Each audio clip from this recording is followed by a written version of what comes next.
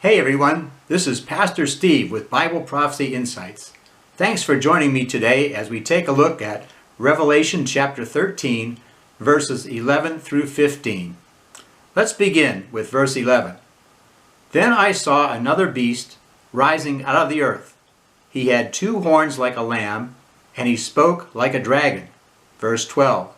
He exercises all the authority of the first beast in his presence and causes the earth and those who dwell on it to worship the first beast whose deadly wound was healed. Last time we saw that the first beast gained political control over the entire world. Now this week we will be talking about religion, a religious leader who causes worship by earth dwellers. All right. This beast is like a lamb, that is, maybe speaking peace and love and unity, but at the same time is really a dragon. We found out in Revelation 12:9 that the dragon represents Satan and the devil and the serpent. And so this person is energized or empowered by Satan. It speaks here about exercising authority of the first beast, and that this first beast had a deadly wound. It seems to me and other commentators that this could represent a fake resurrection of some kind, maybe surviving an assassination attempt, something like that, but appears to be a miraculous survival that deceives the world, and that this second beast, the another beast, causes worship of the first beast, so that we have a religious leader, because note the word worship is religious, causing worship of the first beast, the political ruler. In verse 13 we find that this second beast, also known as the false prophet, performs great signs, making fire come down from heaven on the earth in the sight of men. All right, first we'll address great signs. There were great signs at the time of Moses and Aaron when they confronted Pharaoh and Pharaoh's magicians. Now note that Pharaoh's magicians were able to copy some of the things that Moses and Aaron did. Exodus 7:10 through 13 talks about how they dropped the rod. Aaron dropped the rod, turned into a snake, and then the other guys were able, the occult guys were able to turn their rods into snakes, but Aaron's rod ate the other snakes and turned back into a rod. A great miracle. Then when Moses turned the water in Egypt to blood, the magicians were able to use their occult secret arts to duplicate. And then they were able to duplicate the frogs. But in Exodus 8:18, when Moses was, by the power of God, was able to multiply gnats throughout the land, the magicians could not do it and said, "This is the finger of God." So Satan can only go so far with his satanic signs, if you will, and there is some supernatural power, but God's is greater. But it's going to cause deception. What about the fire come down from heaven? To comment on that, at the time of Elijah, 1 Kings 18, and then in verse 38, after Elijah confronted the prophets of Baal, which were a false pagan religion, at the end of the day, God sent fire on the sacrifice of Elijah, and this proved the power of God at that time.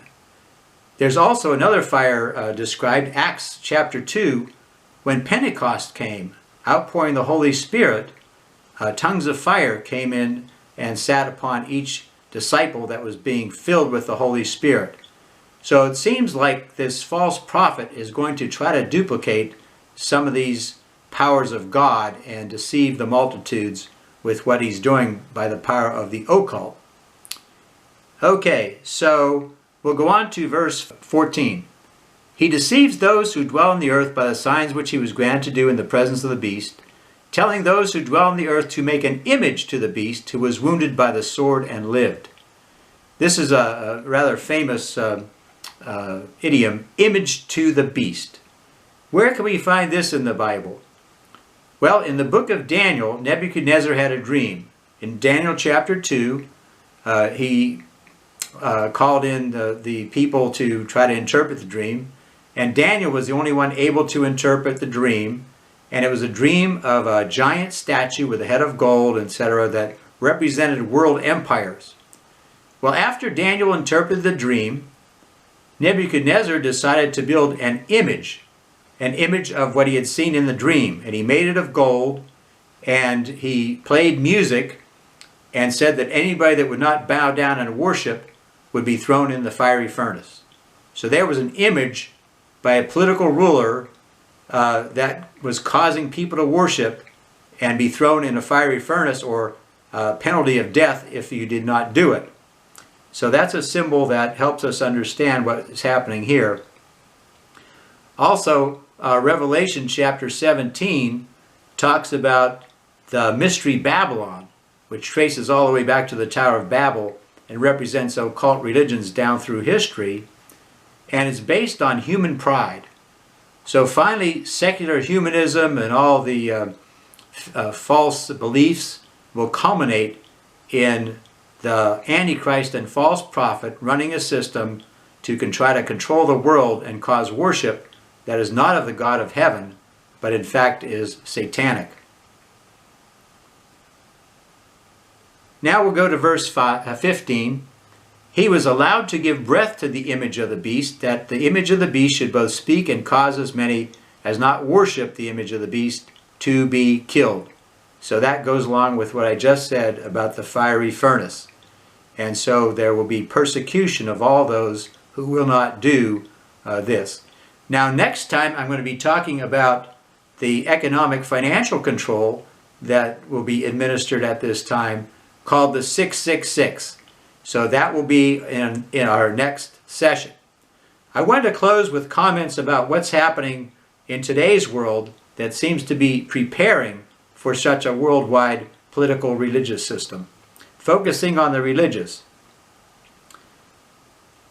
Religious leaders at some levels are de-emphasizing doctrine, what we believe, and promoting some kind of universalism, that it doesn't matter what you believe, but just unify and love one another and serve one another. It all sounds good, but it can lead to denying Jesus as the only way of salvation. John 14:6, Jesus said, "I am the way, the truth, and the life. No one comes to the Father but by me." I want to point you to ecumenical movement and something called the United Religions Initiative. You can find it at uri.org to check out this organization. And they are involved with the United Nations and promoting some forms of globalism. And it's open to all the religions of the world. So you don't have to, believe in the other religions, but they tend to try to unify just in religion. And so I believe that is going to be part of the deception to lead everyone to the system that is mentioned here in Revelation chapter 13. Well, thanks for joining me on this discussion, and I hope that you will subscribe and share with your friends, and please join next time. God bless you. Thanks for joining.